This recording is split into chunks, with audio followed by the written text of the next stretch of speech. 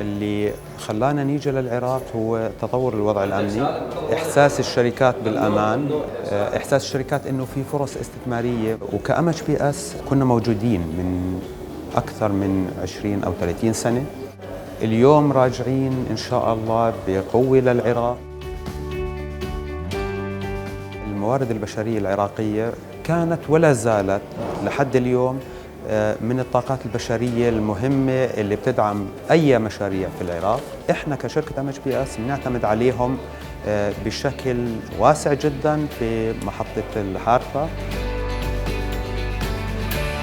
ما يقارب 60% من الفريق العامل بمحطة الحارثة هم من العراقيين.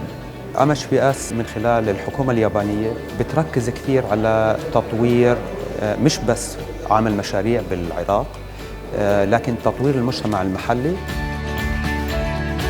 أنا حابب أقدم نصيحة لMHBS، لشركتنا بالبداية وللشركات جميعهم العالمية، بأنه هناك مناخ استثماري واعد بالعراق. الدعم الحكومي للمناخ الاستثماري، وجود فرص عمل حقيقية، وجود فرص لمشاريع مستقبلية حقيقية، سواء بقطاع الكهرباء أو بقطاع المياه أو بجميع قطاعات البنية التحتية. فبنصح فعلا كل الشركات العالمية إنهم يزوروا العراق.